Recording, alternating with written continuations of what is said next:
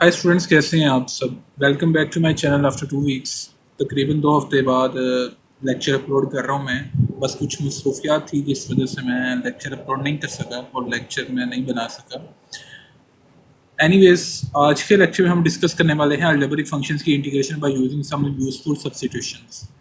आपकी textbook का page number है 135, calculus and analytic geometry FSc part 2 mathematics. उसका पेज नंबर 135 है, जिस पे लिखा गया है जी कि अलजेब्रिक फंक्शंस पे कुछ सब्स्टिट्यूशन यूज़ की जाती हैं, उसके थ्रू हम इंटीग्रेशन अलजेब्रिक फंक्शंस की सॉल्व करेंगे। अब तक जो लेक्चर्स हमने डिस्कस किए हैं उसमें हम अलजेब्रिक फंक्शंस की इंटीग्रेशन डिस्कस कर चुके हैं और हमने देखा था कि अलजेब्रिक फंक्शंस की इंटीग्रेशन सॉल्व करने के लिए हम दो रूल्स का यूज़ करते हैं, rule 1 of integration and rule 2 of integration. हम इन डिटेल उस चीज़ को देख सकते हैं। तो अगली बात ये आती है कि मैंने आपको पहले भी बताया था कि जब अलजेब्रिक फंक्शंस पे रूल 1 या रूल 2 अप्लाई ना हो, यानी कि फंक्शन का डेरिवेटिव साथ ना मल्टीप्लाई हो रहा हो, अगर कोई भी फंक्शन अलजेब्रिक और उसके साथ उसका फंक्शन का डेरिवेटिव ना मौजूद हो, यानी रूल 1 और रूल 2 अलजेब्रिक फंक्शंस पे ना लगे, तो वहाँ पे हम कुछ सब्स्टिट्यूशन यूज़ करते हैं जो कि एक्सरसाइज 3.3 में यूज़ होने वाली हैं। ये हैं जी वो सब्स्टिट्यूशंस जो एक्सरसाइज 3.3 में यूज होने वाली हैं। अब तक हमने एक्सरसाइज 3.3 के रिलेटेड जो भी एग्जांपल्स थी, एग्जांपल नंबर 9 तक डिस्कस की हैं एग्जांपल्स इसकी एक्सरसाइज 3.3 की। एग्जांपल नंबर 10 से ऑनवर्ड जितनी भी एग्जांपल्स हैं वो इन सब्स्टिट्यूशंस के अकॉर्डिंग सॉल्व की जाती हैं और इन एग्जांपल्स में हम इंटीग्रेशन सॉल्व करते हैं अलजेब्रिक फंक्शंस की। तो लिहाजा ये सब्स्टिट्यूशंस को समझना आपके लिए नहायत ज़रूरी है। तो हम ये सब्स्टिट्यूशंस देख लेते हैं जी कि आपके पास अगर अलजेब्रिक फंक्शन हो जिसमें कांस्टेंट का स्केयर पहले और वेरिएबल का स्केयर बाद में हो। मैं एक चीज़ आपको यहाँ पे बताता चलूँ कि जो कि मैं अभी आपको पहले भी बता चुका हूँ कि अलजेब्रिक फंक्शंस पे जब रूल 1 और रूल 2 ना लगे तो फिर हम इन सब्स्टिट्यूशंस पे आते होते हैं अलजेब्रिक फंक्शंस की इंटीग्रेशन सॉल्व करते हुए। अगर अलजेब्रिक फंक्शंस पे रूल 1 और रूल 2 ना एप्लीकेबल हो तो फिर इन सब्स्टिट्यूशंस पे आना है आपने। इसमें क्या होगा कि आपका कांस्टेंट का स्केयर अलग होगा और वेरिएबल का स्केयर अलग होगा, यानी कि जितनी भी ये सब्स्टिट्यूशंस लिखी हैं उसमें दो चीज़ें हैं, एक कांस्टेंट है और एक वेरिएबल है। ये जो फर्स्ट 3 सब्स्टिट्यूशंस हैं ये यूज होने वाली हैं और मोस्टली यही यूज होती हैं। ये जो लास्ट 2 सब्स्टिट्यूशंस हैं ये एमसीक्यू पॉइंट ऑफ व्यू से इंपॉर्टेंट है, क्वेश्चंस के सोल्यूशन के लिए ये इतनी ज़्यादा यूजफुल नहीं है। ये जो फर्स्ट 3 है ये ज़्यादा यूज होती हैं। इनमें आप देख लें कि कांस्टेंट है, एक कांस्टेंट का स्केयर है और दूसरा है वेरिएबल का स्केयर। अब मैटर ये करता है कि कांस्टेंट का स्केयर पहले है या वेरिएबल का स्केयर पहले है। ये चीज़ तो इन तीनों में एक चीज़ कॉमन हो गई ना कि आपके पास वेरिएबल का स्केयर अलग होगा और कांस्टेंट का स्केयर अलग होगा। अगर आपके पास कांस्टेंट का स्केयर पहले आता है और वेरिएबल का स्केयर बाद में आता है। अच्छा स्टूडेंट, आप इस चीज़ से कंफ्यूज ना होइएगा कि यहाँ पे अंडर रूट लिखा है, मे बी क्वेश्चंस में अंडर रूट ना मौजूद हो, आपके पास सिर्फ ये हो कि कांस्टेंट का स्केयर अलग हो और वेरिएबल का स्केयर अलग हो, तो आप वहाँ पे भी सब्स्टिट्यूशन यूज़ कर सकते हैं। इसमें ये अंडर रूट होना, ये स्केयर रूट होना कंपलसरी नहीं है सब्स्टिट्यूशन लगाने के लिए। कंपलसरी चीज़ क्या है कि आपके कांस्टेंट का स्केयर अलग होना चाहिए और वेरिएबल का स्केयर अलग होना चाहिए, ठीक है, ये चीज़ कंपलसरी है। आप इस सब्स्टिट्यूशन में देखें कि आपके पास एक कांस्टेंट का स्केयर पहले है और वेरिएबल का स्केयर बाद में और दरमियान में इनके है सब्ट्रैक्शन का साइन। अगर इस तरह की सिचुएशन हो आपके पास कि इस तरह का सिनेरियो बने आपके क्वेश्चन में कि कांस्टेंट का स्केयर पहले और वेरिएबल का स्केयर बाद में हो और दरमियान में सब्ट्रैक्शन का साइन हो, तो आप वहां पे सब्स्टिट्यूशन यूज करेंगे x equal to a sine theta, यानी कि आप अपने वेरिएबल की जगह x की जगह a साइन थीटा यूज कर देंगे। आपने ये जुबानी याद रखना है कि आपने x की जगह a साइन थीटा को सब्स्टिट्यूट कर देना है।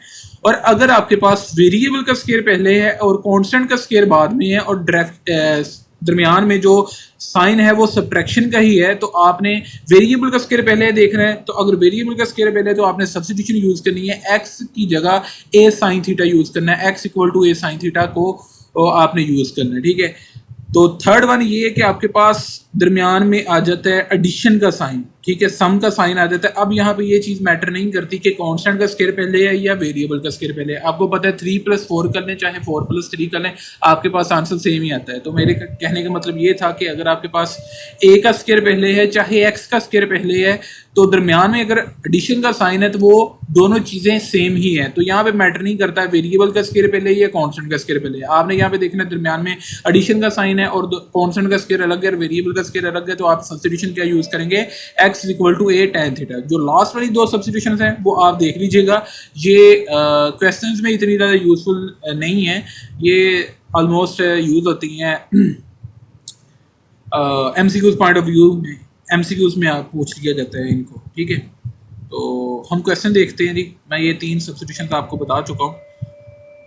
हम एग्जाम्पल देख लेते हैं। एग्जाम्पल नंबर 10 है आपके पास, उसके 2 पार्ट्स हैं। आपने दोनों पार्ट्स में अलजेब्रिक फंक्शन की इंटीग्रेशन को सोल्व करना है, ये आपके सामने है। हम पार्ट नंबर 1 इसका सोल्व करते हैं, जिसमें आपको इंटीग्रेशन सोल्व करने का कहा गया है 1/√a² माइनस x² का।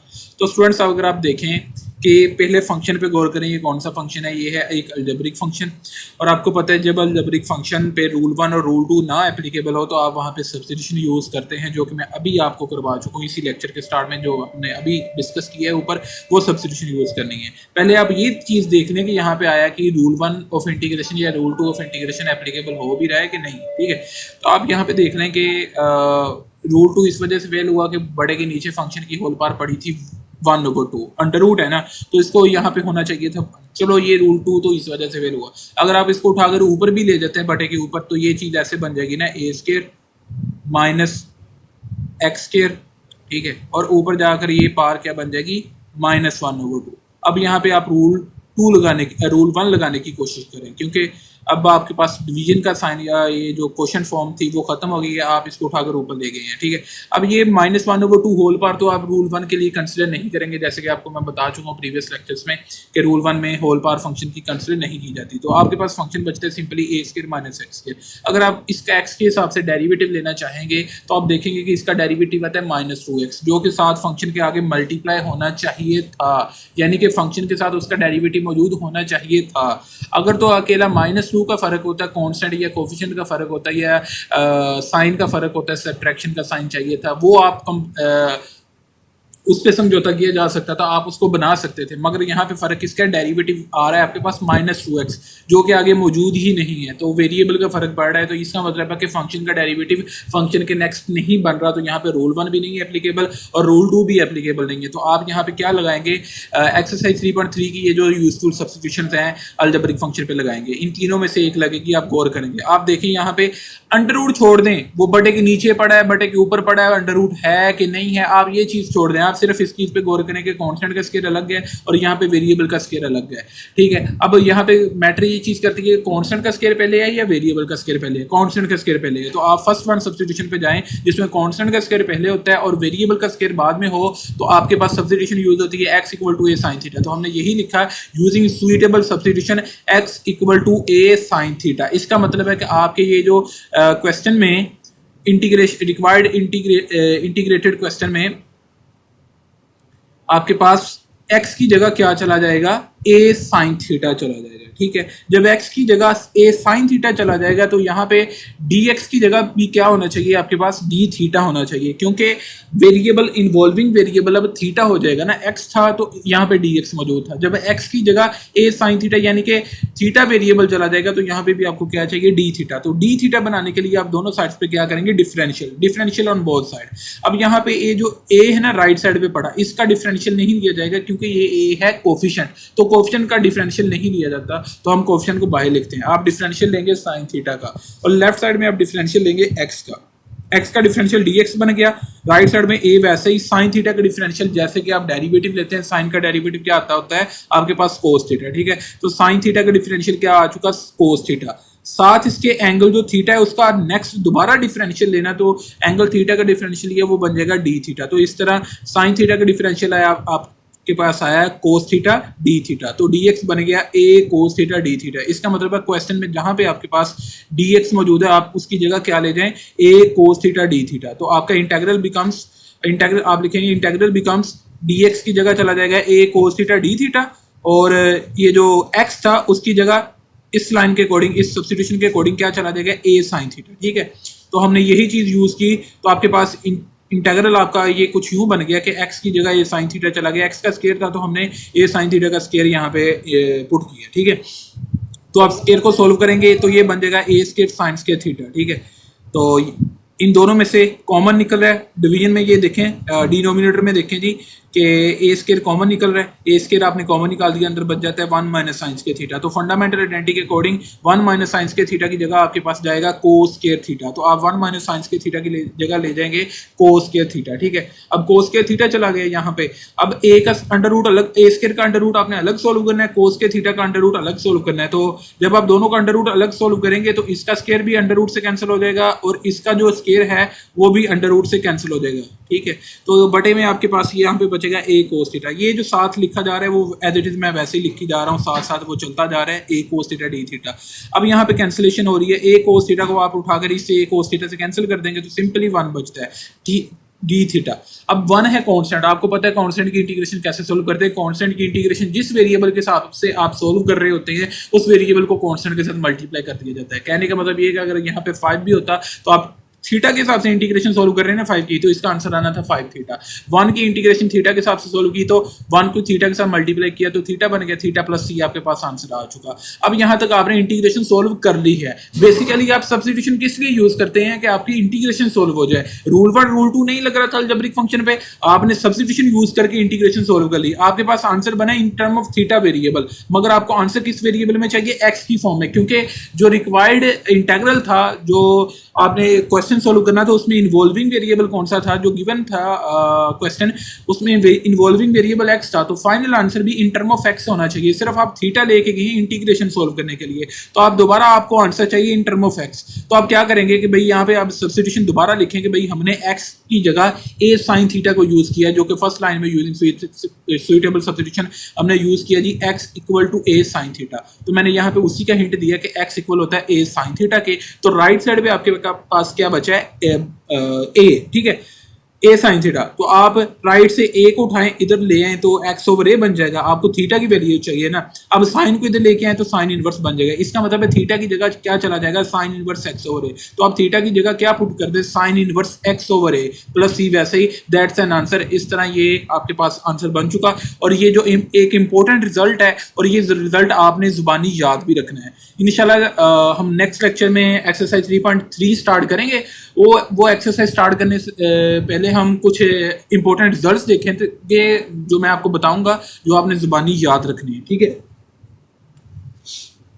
ये उन रिजल्ट्स में से एक रिजल्ट है जो कि आपने जुबानी याद रखना है। अब इसको रट्टा नहीं लगाना, ये क्वेश्चन आपको सोल्व भी करना आना चाहिए। और इसका जो फाइनल रिजल्ट निकला है इस रिक्वायर्ड इंटीग्रल का, वो जो फाइनल रिजल्ट निकला है साइन इनवर्स एक्स ओवर ए प्लस सी, इस इंटीग्रल का रिजल्ट जो इंपॉर्टेंट रिजल्ट है ये भी आपने याद रखना है, ठीक है। क्योंकि क्वेश्चन में हम ये रिजल्ट को हम डायरेक्ट यूज करेंगे। अब सेकंड पार्ट है इसका, वो भी एक अलजेब्रिक फंक्शन है। आप यहाँ पे भी देख लीजिएगा कि ये एक अलजेब्रिक फंक्शन, ऐसा अलजेब्रिक फंक्शन है जिसपे रूल 1 और रूल 2 एप्लीकेबल नहीं है। आप लगा के देख लीजिएगा, यहाँ पे रूल 1 और रूल 2 नहीं लगेगा, आप चेक कर सकते हो। इसको मैं ज्यादा डिटेल में नहीं बताऊंगा। तो मैं आपको बता चुका हूँ कि जब अलजेब्रिक फंक्शन पे रूल 1 और रूल 2 एप्लीकेबल ना हो तो आप 3.3 की सब्स्टिट्यूशन लगाते हैं। 3.3 की सब्स्टिट्यूशन लगाने के लिए आपके पास वेरिएबल का स्केयर अलग होना चाहिए और कांस्टेंट का स्केयर अलग होना चाहिए। वो बाद की बात आती है कि वेरिएबल का स्केयर पहले है या कांस्टेंट का स्केयर पहले है। पहले दोनों का स्केयर होल स्केयर अलग अलग होना चाहिए। तो इस क्वेश्चन में ऑलरेडी वेरिएबल का स्केयर अलग बना हुआ है और कांस्टेंट का स्केयर अलग बना हुआ है। तो अगर आप गौर करें, यहाँ पे सिर्फ इस चीज पे गौर करें कि कांस्टेंट का स्केयर पहले है या वेरिएबल का स्केयर पहले है। आप यहाँ पे देखें इस क्वेश्चन में अब वेरिएबल का स्केयर पहले है। जो प्रीवियस क्वेश्चन था उसमें कांस्टेंट ए का स्केयर पहले था, यानी ये स्केयर पहले था। इसमें एक्स यानी वेरिएबल का स्केयर पहले है, ठीक। तो सब्स्टिट्यूशन पे जाएं जिसमें एक्स स्केयर पहले होता है और ए स्केयर बाद में होता है, तो वहां पे आप सब्स्टिट्यूशन यूज करते हैं x equal to a secant theta. तो हम यहाँ पे लिखेंगे using suitable substitution x equal to a secant theta. अब यहाँ पे भी डिफरेंशियल करना है, डी एक्स है, इसकी जगह डी थीटा लाने के लिए आपने दोनों साइड पे डिफरेंशियल करना है। यहाँ पे भी एक कोफिशिएंट है, ये वैसे ही रहेगा। सीकेंड थीटा का डिफरेंशियल लेना है, जैसे सीकेंड थीटा का डेरिवेटिव लिया जाता है वैसे ही डिफरेंशियल लेना है। सीकेंड थीटा का आपको डेरिवेटिव याद है, सीकेंड थीटा tan थीटा होता है। तो सीकेंड थीटा का डिफरेंशियल भी क्या आएगा आपके पास, सीकेंड थीटा tan थीटा। या आप tan पहले लिख लें सीकेंड बाद में लिखने, कोई मसला नहीं है। और फिर आपने इसका एंगल का भी डिफरेंशियल लेना है, ठीक है। इसके एंगल का भी डिफरेंशियल लेना है, तो एंगल का डिफरेंशियल बनेगा आपके पास d थीटा, ठीक है। तो इस तरह dx आपका बन जाएगा a tan theta secant theta d theta के इक्वल। तो आप dx की जगह ले जाएंगे a tan theta secant theta d theta, तो x की जगह आप ले जाएंगे a सीकेंड थीटा। यानी कि क्वेश्चन में जहां पे आपके पास x पड़ा है उसकी जगह आप ले जाएं a सीकेंड थीटा, और जहां पे आपके पास क्वेश्चन में पड़ा है dx उसकी जगह आप ले जाएं a tan theta secant theta d theta. Integral आपका बन जाएगा dx की जगह चला जाएगा a tan theta secant theta d theta, और x की जगह चला जाएगा a secant theta. Under root के अंदर x स्क्वायर है तो इसकी जगह चला जाएगा a सीकेंड थीटा का स्क्वायर चला जाएगा। अब यहाँ पे आप स्क्वायर सोल्व करेंगे, a square सीकेंड square theta minus a square बन जाएगा। और यहाँ पे जो a सीकेंड थीटा था पड़ा अंडर रूट के बाहर वो यहाँ पे ऊपर वाले ए और सीकन थीटा के साथ कैंसिल आउट हो जाएगा। इस तरह यहाँ पे टेन थीटा डी थीटा बचता है बटे के ऊपर और डिनोमिनेटर बटे के नीचे बचता है आपके पास ए स्क्वायर सीकन स्क्वायर थीटा माइनस ए स्क्वायर। अब आप क्या करेंगे, अंडर रूट में से ए स्क्वायर कॉमन निकल रहा है, दोनों वैल्यूज में से आप ए स्क्वायर को कॉमन निकाल देंगे तो अंदर बचेगा आपके पास सीकन स्क्वायर थीटा माइनस 1। तो आप यहाँ पे फंडामेंटल आइडेंटिटी यूज करेंगे, 1 + tan स्क्वायर थीटा इक्वल होता है आपका सीकन स्क्वायर थीटा के, तो आप सीकन स्क्वायर थीटा -1 की जगह यूज कर सकते हैं tan स्क्वायर थीटा। 1 इधर जो प्लस का है उधर राइट साइड पे जाके ये माइनस का बन जाएगा, तो tan स्क्वायर थीटा बन जाएगा आपके पास सीकन स्क्वायर थीटा -1। तो इसका मतलब है सीकन स्क्वायर थीटा -1 की जगह आप क्या ले जाएंगे, tan स्क्वायर थीटा। ठीक है, इस सब्स्टिट्यूशन से आपने वो एक रिक्वायर्ड सब्स्टिट्यूशन बना ली है। ठीक है तो आप इन दोनों का स्क्वायर अलग कर देना, स्क्वायर रूट सॉरी अलग कर दें, ए का स्क्वायर अलग स्क्वायर रूट अलग कर दें, tan स्क्वायर थीटा का स्क्वायर रूट अलग कर दें, इसका स्क्वायर भी स्क्वायर रूट से कैंसिल आउट हो जाएगा। इस तरह ये ए के स्क्वायर का जो ए का स्क्वायर है उसका भी स्क्वायर रूट से कैंसिल हो जाएगा। ठीक है अब आपके पास डिनोमिनेटर में बचेगा ए tan थीटा, यहाँ पे भी tan थीटा से कैंसिल आउट हो जाएगा, तो आपके पास बचेगा 1/a तो आप बटे में से बाहर निकाल देंगे। अच्छा ये पहले उसने 1/a बाहर निकाल दिया, tan थीटा किया, यहाँ पे कैंसिलेशन की है सिंपली।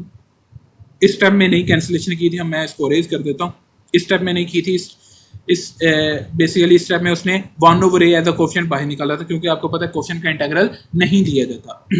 यहाँ पे बचेगा 1 का इंटीग्रल थीटा के हिसाब से थीटा बन जाएगा 1/a theta plus c, answer आ चुका आपके पास। अब ये इंटीग्रेशन सोल्व हो चुकी है आपके पास, आपने इसका answer in term of x लाना है, तो इन टर्म ऑफ x लाने के लिए आप दोबारा सब्स्टिट्यूशन को यूज करेंगे जो आपके पास है x = a सीकन थीटा, आपने सब्स्टिट्यूशन यूज की थी उसको दोबारा यूज करें, इसमें से थीटा की वैल्यू निकालें। पहले आप ए को उधर लेके जाएं, x/a बनाएं, फिर सीकंड को उधर लेके जाएं, ये सीकंड इनवर्स बन जाएगा। तो इसका मतलब है थीटा की जगह आपके पास बनेगा सीकंड इनवर्स x/a, तो थीटा की जगह आपके पास चला जाएगा secant inverse x/a plus c, that's an answer. ये आपके पास जी पार्ट नंबर 2 का आंसर आ चुका, और इसका इंटीग्रल का इंपॉर्टेंट इंटीग्रल रिजल्ट है ये भी, और ये रिजल्ट भी आपने क्वेश्चंस में यूज करना है। एक्सरसाइज 3.4 और एक्सरसाइज 3.3 में जो क्वेश्चन सॉल्व करेंगे आप एक्सरसाइज के, उनमें ये जो एग्जाम्पल के रिजल्ट हैं, ये इंपॉर्टेंट एग्जाम्पल्स, इनके जो रिजल्ट हैं वो डायरेक्ट यूज किए जाएंगे, आप वहाँ पे हिंट देंगे और इनका डायरेक्ट यूज कर लेंगे रिजल्ट इनका। तो इस तरह हमारे पास ये एग्जाम्पल नंबर 10 सॉल्व हो चुकी है। अब ये है जी एग्जाम्पल नंबर 1 पेज 136 पे, ये एग्जाम्पल भी इसी तरह है। कोशिश कीजिएगा कि आप इस एग्जाम्पल को खुद सॉल्व करें, इसमें सिर्फ आपने देखना है कि सब्स्टिट्यूशन कौन सी यूज हो रही है। अब यहाँ पे देखें कि ये भी एक अलजेब्रिक फंक्शन है, यहाँ पे भी रूल 1 और रूल 2 नहीं एप्लीकेबल, अलजेब्रिक फंक्शन पे रूल 1 इंटीग्रेशन का और रूल 2 नहीं लग रहा, तो यहाँ पे आप एक्सरसाइज 3.3 की सब्स्टिट्यूशन यूज करेंगे, जो कि हम इस लेक्चर के स्टार्ट में हमने डिस्कस की है, और वही इस लेक्चर का मेन टॉपिक है, वो सब्स्टिट्यूशंस, और उनका हम यूज देख रहे हैं मुख्तलिफ एग्जाम्पल्स में। तो आप यहाँ पे देखें कि कांस्टेंट का स्केयर और वेरिएबल का स्केयर अलग अलग बना है कि नहीं बना है। अब ये आप यहाँ पे गौर करें कि कांस्टेंट के स्केयर और वेरिएबल के स्केयर में एडिशन का साइन है कि सब्ट्रैक्शन का। एडिशन का साइन है, तो आप अगर सब्स्टिट्यूशन पे गौर करें तो इन तीनों सब्स्टिट्यूशन में से ये थर्ड वन सब्स्टिट्यूशन है वो यूज हो रही है कि भाई कांस्टेंट का स्केयर है और वेरिएबल का स्केयर है, उनके दरमियान में क्या है, एडिशन का साइन है। भले यहाँ पे x का स्केयर पहले होता है, a का स्केयर बाद में होता है, फिर भी यही सब्स्टिट्यूशन लगनी थी जो कि हम अभी लगाने लगे हैं, x = a tan थीटा, क्योंकि यहाँ पे मैटर नहीं करता। जब एडिशन का साइन है, कांस्टेंट के स्केयर और वेरिएबल के स्केयर के दरमियान एडिशन का साइन आ जाता है, वहाँ पे इनकी प्लेसिंग मैटर नहीं करती कि कांस्टेंट का स्केयर पहले है या वेरिएबल का स्केयर। एनीवेज यहाँ पे आप सब्स्टिट्यूशन यूज करेंगे x = a tan थीटा, यानी कि यहाँ पे x है, इसकी जगह आप ले जाएंगे a tan थीटा। अब dx है, इसकी जगह क्या लेके जाना है, आपने d थीटा बनाना है। तो d थीटा बनाने के लिए आप दोनों साइड्स पे क्या करेंगे, डिफरेंशियल, x का डिफरेंशियल dx बन जाएगा, a कोफिशिएंट, ये वैसे ही tan थीटा का आप डिफरेंशियल लेंगे तो डेरिवेटिव, जैसे कि आपको पता है tan थीटा का डेरिवेटिव होता है सीकंड स्क्वायर थीटा, तो इसी तरह tan थीटा का डिफरेंशियल जो है वो आ जाएगा आपके पास सीकंड स्क्वायर थीटा। ठीक है, और एंगल का दोबारा साथ डिफरेंशियल लिया जाएगा, वो बन जाएगा d थीटा। मैं प्रीवियस क्वेश्चंस में जहां पे भी मैंने थर्ड वेरिएबल सब्स्टिट्यूशन या जहां पे भी मैंने आपको करवाया सब्स्टिट्यूशन, मैंने आपको वहां पे वादे तौर पे फर्क बयान किया था कि डिफरेंशियल और डेरिवेटिव में क्या फर्क है। अगर किसी स्टूडेंट को इन चीज़ों का नहीं पता तो मैं इस लेक्चर में वो चीज़ें रिपीट नहीं कर रहा, मेन डिफरेंस नहीं बता रहा कि डिफरेंशियल और डेरिवेटिव में क्या फर्क फ़र्क है वो जो प्रीवियस लेक्चर सुनेगा तो उसको पता लग जाएगा। मैंने उन लेक्चर्स में ऑलमोस्ट हर लेक्चर में बताया कि डिफरेंशियल और डेरिवेटिव में क्या फ़र्क है। एनीवेज, जैसे डेरिवेटिव लिया जाता है वैसे डिफरेंशियल लिया जाएगा। tan थीटा का डिफरेंशियल लिया जाएगा जी, तो वो बन जाएगा सीकेंड स्क्वायर थीटा। सिर्फ एंगल का दोबारा साल लेना है तो वो बन जाएगा d थीटा। तो इसका मतलब है dx की जगह चला जाएगा a सीकेंड square theta d theta. तो इंटीग्रल में हमने यही किया है, dx की जगह हम ले गए a सीकेंड square theta d theta और x की जगह हम ले गए a tan थीटा। तो x स्क्वायर था, a tan थीटा का स्क्वायर बन गया। हमने इसका स्क्वायर ओपन किया, a square tan square theta बन गया। अब अंडर रूट में से a स्क्वायर कॉमन निकल रहा है तो अंदर बच जाएगा, इस a स्क्वायर की जगह 1 बच जाएगा और ये a स्क्वायर बाहर आ जाएगा और tan स्क्वायर थीटा बच जाएगा। ठीक है, अब आप क्या करेंगे कि अंडर रूट अलग अलग करने से पहले आप ये चीज़ देख लें कि 1 प्लस tan स्क्वायर थीटा है, इसकी जगह फंडामेंटल आइडेंटिटी लगेगी। 1 plus tan square theta is equal to secant square theta चला जाएगा, इसकी जगह सीकेंड स्क्वायर थीटा आ जाएगा। अब आप इसका होल अंडर रूट जो है वो अलग अलग कर देंगे, ए स्क्वायर का अंडर रूट अलग कर देंगे, सीकेंड स्क्वायर थीटा का अंडर रूट आप अलग कर देंगे। ठीक है, तो दोनों का स्क्वायर रूट से कैंसिल आउट हो जाएगा, तो आपके पास बटे के नीचे बचेगा ए सीकेंड थीटा और बटे के ऊपर यहाँ पे मौजूद है a secant square theta d theta. अब यहाँ पे कैंसिलेशन हो रही है, ए जो है आपका ए के साथ कैंसिल आउट हो जाएगा, सीकेंड थीटा जो है सीकेंड स्क्वायर में से एक सीकेंड के साथ कैंसिल आउट हो जाएगा और एक सीकेंड थीटा आपके पास बचेगा। अब आप क्या करेंगे जी, सीकेंड थीटा का इंटीग्रल लेंगे। आपको मैं ये चीज़ बता चुका हूँ, हमने प्रीवियस एग्जांपल में भी ये चीज़ देखी थी। प्रीवियस लेक्चर में मैंने आपको यही बताया था कि ये एग्जांपल नंबर 5 है। ये मैंने एक सेपरेट लेक्चर में आपको ये दोनों एग्जांपल सॉल्व करके दी थी, एक एग्जांपल के दोनों पार्ट सॉल्व करके दिए थे। तो मैंने वहाँ पे आपको बताया था कि इन दोनों एग्जांपल्स का, इन दोनों इंटीग्रल का रिजल्ट भी आपको ज़बानी याद होना चाहिए। सीकेंड थीटा का इंटीग्रल किसके इक्वल होता है और सीकेंड एक्स का सीकेंड एक्स का इंटीग्रल है, सॉरी ये, और ये सीकेंड एक्स का, ये इन दोनों का इंटीग्रल रिजल्ट आपने ज़बानी याद रखना। तो हम यहाँ पे डायरेक्ट लगा रहे हैं, इसको सोल्व नहीं कर रहे हैं। हमें पता है कि सीकेंड एक्स या एक्स की जगह आप थीटा कर लें तो सीकेंड थीटा का इंटीग्रल आपको डायरेक्ट रिजल्ट के अकॉर्डिंग आपको पता लग जाएगा। आपने ये डायरेक्ट रिजल्ट ज़बानी याद रखना है कि सीकेंड एक्स का इंटीग्रल किसके इक्वल होता है। ये बराबर होता है जी ln सीकेंड x plus tan x के। तो सीकेंड थीटा है तो इसका रिजल्ट इक्वल होगा ln secant theta plus tan theta plus c। तो इसकी जगह रिजल्ट लग जाएगा जी ln secant theta plus tan theta plus c चला जाएगा। ठीक हो गया। अब यहाँ पे आप देखिए कि इंटीग्रल आपके पास सोल्व हो चुका है। अब आपके पास यहाँ पे रहता क्या है, अब आपके पास ये रहता है कि आपने अपने फाइनल आंसर को इन टर्म ऑफ एक्स लेके आना है, क्योंकि आपके पास जो रिक्वायर्ड इंटीग्रल था जिसको आपने सोल्व करना था उसमें इन्वॉल्विंग वेरिएबल जो था, इन्वॉल्व्ड वेरिएबल वो एक्स था। तो आपने अपना आंसर भी यहाँ पे इंटीग्रल का आंसर भी इन टर्म ऑफ एक्स लाना है। तो आपके पास यहाँ पे ये जो आंसर आ रहा है वो इन टर्म ऑफ थीटा आ रहा है फिलहाल अभी तो आपने इन टर्म ऑफ एक्स लाना है इसको। आप दोबारा यहाँ पे सब्स्टिट्यूशन को यूज करेंगे, x equal to a tan theta है तो यहाँ पे आप वैल्यू निकालें। जब आप x equal to a tan theta substitution जो कि आपने यूज की है उसका दोबारा यूज करें, उसका दोबारा हिंट दें x equal to a tan theta, तो यहाँ पे आपके पास वैल्यू निकलेगी tan थीटा की। tan थीटा की वैल्यू आपके पास निकलेगी x over a। Simply a इधर आकर क्या हो जाएगा जी, डिवाइड। आपको सिर्फ tan थीटा की वैल्यू नहीं चाहिए जो कि आपके पास निकल चुकी है, सिंपली x ओवर a, ये tan थीटा की जगह x ओवर a चला जाएगा। आपको यहाँ पे सीकेंड थीटा की वैल्यू भी चाहिए। अब यहाँ से तो सिर्फ tan थीटा की वैल्यू निकलेगी, आपको सीकेंड थीटा की वैल्यू भी चाहिए। तो आप फंडामेंटल आइडेंटिटी यूज करें जिसमें 1 plus tan square theta equal होता है सीकेंड स्क्वायर थीटा के, कि भाई आपके पास tan थीटा की वैल्यू तो आ चुकी है, आप सीकेंड थीटा की वैल्यू चाहिए आपको, तो आप 1 plus tan square theta सीकेंड square theta के इक्वल यूज करें। तो सीकेंड स्क्वायर थीटा की वैल्यू आपके पास बनेगी 1 प्लस tan थीटा की वैल्यू का स्क्वायर। tan थीटा की वैल्यू निकली थी x ओवर a का स्क्वायर। आप स्क्वायर को ओपन करें, x square over a square बन जाएगा, इसका एलसीएम लें, a square plus x square over a square बन जाएगा। ये वैल्यू आपके पास निकली है सीकेंड स्क्वायर थीटा की, मगर आपके पास वैल्यू आपको जो चाहिए वो आपको चाहिए सीकेंड थीटा की। तो आप दोनों साइड्स पे क्या ले लें, अंडर रूट ले लें। जब आप दोनों साइड्स पे अंडर रूट लेंगे तो यहाँ पे जो स्क्वायर है ये स्क्वायर रूट के साथ क्या हो जाएगा जी, कैंसिल आउट। तो आपके पास सीकेंड थीटा बराबर बन जाएगा जी under root a square plus x square over a के, क्योंकि आपने दोनों साइड्स पे अंडर रूट लिया है। ऊपर वाली वैल्यू का अंडर रूट अलग, a square plus x square का अंडर रूट अलग है। ठीक है, अब ये तो अंडर रूट ही रहेगा। नीचे वाली वैल्यू जो थी a स्क्वायर, उसका अंडर रूट आप अलग लेंगे, तो जब उसका अंडर रूट लेंगे यहाँ पे ये जो स्क्वायर है इस स्क्वायर रूट से क्या हो जाएगा, कैंसिल आउट हो जाएगा, तो बटे में अकेला a बचेगा। इस तरह सीकेंड थीटा की वैल्यू बन जाएगी आपके पास under root a square plus x square over a।